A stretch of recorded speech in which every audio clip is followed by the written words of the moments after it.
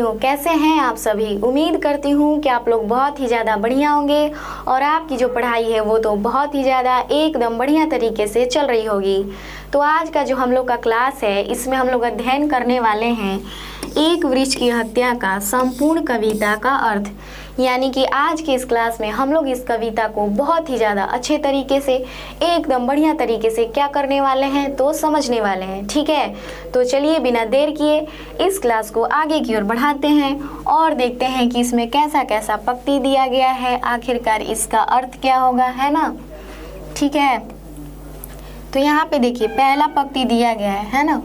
अब आप लोग को क्या करना है, पहले पंक्ति को पढ़ना है, उसके बाद इसका अर्थ समझना है। ठीक है ना। तो आइए पहला पंक्ति पढ़ते हैं। अब कि घर लौटा तो देखा वह नहीं था, वही बूढ़ा चौकीदार वृक्ष जो हमेशा मिलता था घर के दरवाजे पर तैनात। ठीक है ना। अब यहाँ पे देखिए अर्थ दिया गया है। कवि कहते हैं कि जब वे इस बार अपने घर लौटे तो उन्होंने देखा कि वह पुराना पेड़ वहाँ नहीं है। ठीक है ना।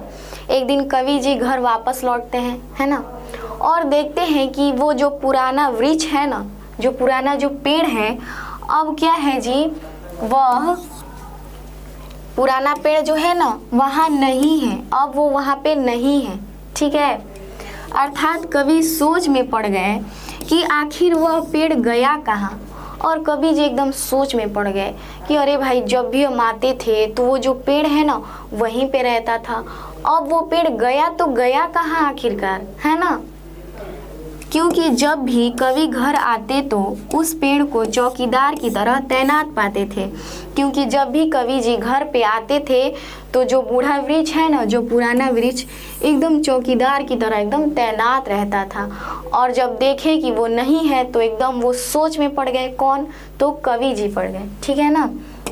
यानी कि इस पंक्ति का अर्थ क्या हुआ कि एक दिन कवि जी घर पे आते हैं और देखते हैं कि वो जो पुराना बूढ़ा वृक्ष है अब वो वहाँ पे नहीं है। तो वो एकदम से सोच में पड़ जाते हैं कि आखिरकार वो पेड़ गया तो गया कहाँ, है ना। क्योंकि जब भी वो आते थे तो हमेशा एकदम चौकीदार की तरह क्या रहता था, तो वृक्ष जो है ना तैनात रहता था। ठीक है ना। उम्मीद करती हूँ कि इतना आप लोग समझ गए होंगे। ठीक है, अगला पंक्ति दिया गया है। पुराने चमड़ों का बना उसका शरीर, वही सख्त जान, झुर्रियोंदार खुरदरा तना मैला कुचैला, राइफिल सी एक सूखी डाल, एक पगड़ी फूल पत्तीदार, पाँवों में फटा पुराना जूता, चरमराता लेकिन अक्खड़ बल बूता, है ना। ये पंक्ति है और यहाँ पे देखिए इसका अर्थ दिया गया है। अर्थ में दिया गया है, कवि ने इन पंक्तियों में पेड़ को एक बूढ़े चौकीदार की तरह बताया है। ठीक है, ये जो पेड़ है ना इसको कवि जी क्या बताया है, एक बूढ़ा चौकीदार बताया है। ठीक है, और ये ऑब्जेक्टिव में पूछता है ना। इसलिए भैया जी लोग, बहनी जी लोग एकदम यहाँ पे एकदम दिमाग में बैठा लीजिएगा कि क्या क्वेश्चन पूछेगा कि जो कवि है ना वो पेड़ को क्या कहते हैं, तो बूढ़ा चौकीदार। ठीक है, उसका शरीर पुराने चमड़े जैसा सख्त और झुर्रियों वाला था। और उसका जो क्या है शरीर है ना, शरीर एकदम पुराने चमड़े जैसा, है ना। किसके जैसा जी? पुराने चमड़े जैसा, एकदम झुर्रियोंदार है ना। उसका तना खुरदुरा और गंदा था। ठीक है, और उसका जो तना था ना, जो पेड़ का जो तना था ना, एकदम गंदा था। ठीक है, गंदा हो गया था। सूखी डाल बंदूक जैसी लगती थी। और इसकी जो सूखी डाल है ना, मान लीजिए यहाँ पे एक सूखी डाल है। ठीक है, ये एकदम बंदूक की तरह लगता था, है ना। किसकी तरह जी? बंदूक की तरह लगता था।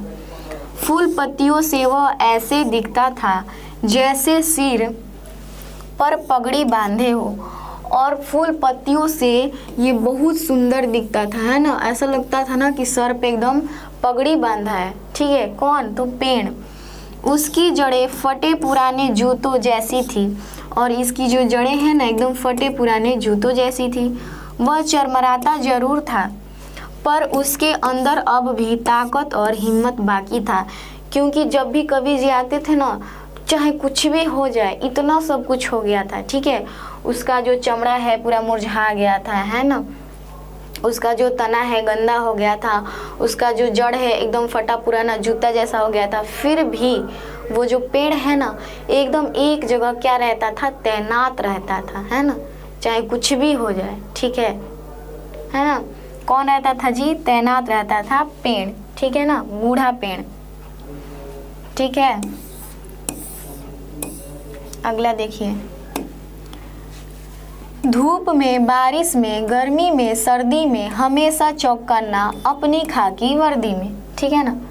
कवि कहते हैं कि चाहे सर्दी हो, गर्मी हो या बरसात हो, वह बूढ़ा वृक्ष चौकीदार की तरह अपनी खाकी वर्दी अर्थात वृक्ष का छाल नष्ट होने के कारण वह हल्के पीले रंग का दिखाई पड़ता था, ठीक है। कवि जी कहते हैं कि जो वृक्ष है ना, चाहे सर्दी आ जाए, चाहे गर्मी आ जाए, चाहे बरसात आ जाए, ठीक है, चाहे कुछ भी हो जाए, जो वृक्ष है ना एकदम अपने ही जगह पे, ठीक है, अपने ही जगह पे तैनात रहता था। और किसके कारण जी?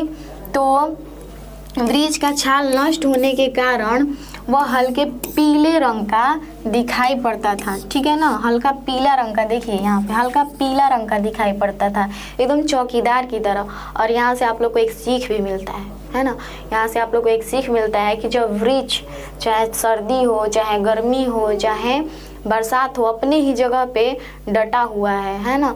तो ठीक उसी प्रकार आप लोग का भी एग्जाम आ रहा है, तो आप लोग में भी कुछ भी हो जाए, आप लोग को भी एकदम पढ़ाई पे डटे रहना है, ठीक है ना। आप लोग को भी इस वृक्ष की तरह बने रहना है ना, क्योंकि आप लोग का एग्जाम अब ज़्यादा दिन नहीं बचा है, ठीक है ना। तो आप लोग अब मेहनत कीजिए, ठीक है। देखिए अब दिया है, दूर से ही ललकारता कौन, मैं जवाब देता दोस्त, और पल भर को बैठ जाता उसकी ठंडी छाँव में। दरअसल शुरू से ही था हमारे अंदेशों में कहीं एक जानी दुश्मन, ठीक है ना। अब जाहिर सी बात है कि जो व्यक्ति अच्छा काम करने लगता है ना, तो उसके पीछे दुश्मन बहुत ज़्यादा पड़ जाते हैं, ठीक है। ठीक उसी प्रकार इस पेड़ के साथ भी हुआ कि ये बेचारा हमेशा कोई भी मौसम हो एक जगह डटा रहता था, तो इसका भी दुश्मन हो गया एक, है ना। इसको क्या किया गया, देखिए यहाँ पे, ठीक है। कवि कहते हैं कि जब वह दूर से घर लौटते थे तो पेड़ जैसे उनसे पुकार कर पूछता कौन है, ठीक है ना। कवि जी कहते हैं कि मैं जब भी ना, मुझको ऐसा एहसास होता था कि मैं जब भी घर पे जाता था ना, तो दूर से ही ऐसा लगता था ना कि पेड़ मेरे से पूछ रहा है कि कौन है कौन, ठीक है, कौन हो तुम, है ना। तो कवि जवाब देते दोस्त, ठीक है, कवि जवाब देते कि मैं तुम्हारा दोस्त हूँ, है ना, मैं तुम्हारा मित्र हूँ, ठीक है, हम लोग की भाषा में फ्रेंड हूँ, है ना। और थोड़ी देर उसकी ठंडी छाँव में बैठकर सुकून पाते, है ना। और कवि जी आते और इसकी ठंडी ठंडी छाँव में एकदम बैठ के क्या करते जी, सुकून पाते, ठीक है ना, एकदम बैठ जाते, एकदम सुकून पाते, है ना।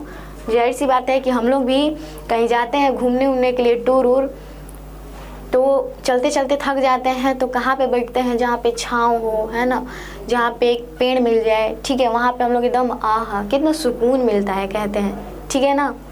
और देखिए कवि को यह एहसास था कि यह पेड़ उसका अपना साथी है, और कवि को ऐसा लगता था ना कि ये जो पेड़ है ना उनका अपना एकदम साथी है ना, फ्रेंड है, मित्र है, दोस्त है, ठीक है।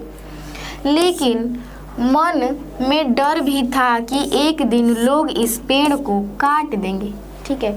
और मन में एक डर भी था कि ये तो पेड़ है, ठीक है, हर मौसम में एक जगह डटा हुआ है, मेरे को ठंडा ठंडा छाँव दे रहा है, लेकिन एक ना एक दिन, मतलब कवि जी के मन में डर था कि एक ना एक दिन इस पेड़ को काट दिया जाएगा, ठीक है ना, लोग इसे काट देंगे, है ना, क्या कर देंगे जी, काट देंगे, ठीक है। यही कवि के मन में डर था और वो सच भी हो गया, ठीक है ना। देखिए कि घर को बचाना है लुटेरों से, शहर को बचाना है नादिरों से, देश को बचाना है देश के दुश्मनों से, ठीक है ना। अर्थ दिया है, कवि कहते हैं कि घर को बचाना है लुटेरों से, शहर को बचाना है नादिरों से, और देश को बचाना है देश के दुश्मनों से, ठीक है ना। कवि जी कहते हैं कि देखिए जी भैया लोग कि घर को किसको बचाना है जी, लुटेरों से बचाना है, और शहर को बचाना है नादिरों से, है ना, और देश को बचाना है देश के दुश्मनों से। अर्थात घर, शहर और देश तभी सुरक्षित रहेंगे जब वृक्षों की रक्षा होगी। कवि जी कहते हैं कि हमारा देश, शहर, गांव, है ना, ये तभी सुरक्षित रह सकता है जब हम अपने वृक्ष की रक्षा कर पाएंगे, ठीक है। क्योंकि आप लोगों को पता है कि वृक्ष से ही हमें क्या मिलता है, ऑक्सीजन मिलता है, हम लोग सांस ले पाते हैं, है ना। तो वही कवि जी कहे हैं कि अगर इन सब चीज़ों को बचाना है तो आइए हम सब मिलकर क्या करते हैं जी, वृक्षों को बचाते हैं, है ना। तभी देश, गांव, शहर, ठीक है, विदेश क्या क्या हो पाएगा, तो रक्षा हो पाएगा, है ना। यहाँ पे देखिए एक इमेज भी दिया गया है बहुत खूबसूरत सा, ठीक है। एक छोटी बच्ची होगी या फिर कोई बच्चा होगा, ऐसे वृक्ष को ऐसे बचा रहा है ना। तो इसीलिए हम लोग को भी क्या करना चाहिए, बचाना चाहिए, है ना। और कवि जी कहे हैं तो कवि जी का बात का हम लोग उल्लंघन थोड़ी ना करेंगे, है ना। देखिए, बचाना है नदियों को नाला हो जाने से, हवा को धुआं हो जाने से, खाने को जहर हो जाने से, बचाना है जंगल को मरुस्थल हो जाने से, ठीक है ना। बचाना है मनुष्य को जंगल हो जाने से, ठीक है। क्या बचाना है जी, मनुष्य को जंगल हो जाने से बचाना है। तो देखिए इस पंक्ति का अर्थ क्या हुआ, इस पंक्ति का अर्थ हुआ, कवि कहते हैं कि हमें नदियों को नाला बनने से, हवा को धुआं बनने से और खाने को जहर बनने से बचाना है। साथ ही हमें जंगलों को मरुभूमि यानी कि रेगिस्तान बनने से भी बचाना है, ठीक है। और मनुष्य को हिंसक, निर्दयी बनने से भी रोकना है, ठीक है। क्या क्या कहे हैं कवि जी, कवि जी कहते हैं कि नदियों को, है ना, नदियों को नाला होने से बचाना होगा, ठीक है ना। किससे जी, नाला होने से। उसके बाद जो हवा है ना, इसको धुआं होने से बचाना होगा, है ना। उसके बाद खाने को जहर होने से बचाना होगा। साथ ही हमें जंगलों को मरुभूमि यानी कि रेगिस्तान बनने से भी बचाना होगा। मनुष्य को हिंसक, निर्दयी बनने से भी रोकना होगा। अर्थात पेड़ पौधों की रक्षा नहीं किया जाएगा तो मानव सभ्यता नहीं बच पाएगा।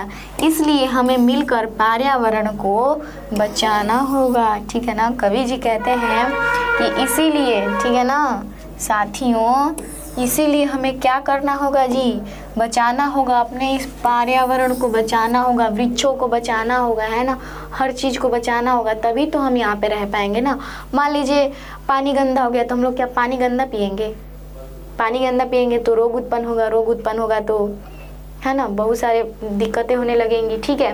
तो वही कवि जी कहे हैं कि खाना को बचाना है जहर होने से, पानी को बचाना है किससे जी, यानी कि नदियों को बचाना है नाला हो जाने से, और हवा को बचाना है धुआं हो जाने से, ठीक है ना। और मनुष्य को बचाना है हिंसक हो जाने से, क्योंकि अगर मनुष्य ही हिंसक हो जाएगा तब तो सोचिए ही मत, सारा पेड़ पौधा काट देगा, है ना, हर चीज़ बर्बाद करने लगेगा। इसलिए सबको बचाना है, अपने पर्यावरण को हम लोग को क्या करना है, बचाए रखना है, तभी हम लोग का जो अस्तित्व है ना संभव है, ठीक है ना। मानव सभ्यता संभव है, वरना सब कुछ खत्म हो जाएगा, है ना, ठीक है ना। यानी कि आज की इस क्लास में हम लोग पूरा पंक्ति का अध्ययन कर लिए, और उम्मीद करती हूँ कि आप लोग को समझ में भी आया होगा, है ना। और अब यदि आप लोग को समझ में आ रहा है तो एक बार, ठीक है, एक बार बस, ठीक है ना, यस और नो में कमेंट कर दीजिए कि आ रहा है तो यस, नहीं आ रहा है तो नो, ठीक है ना। बस इतना ही, है ना। अगर नहीं आ रहा होगा आप लोग को समझ में तो हम कोशिश करेंगे दूसरा तरीका से समझाने का, यानी कि और भी कुछ इसमें ऐड करके, ठीक है ना, है ना। तो आज के लिए इतना ही रहने देते हैं, मिलेंगे अगले क्लास में, तब तक के लिए जय हिंद, जय भारत।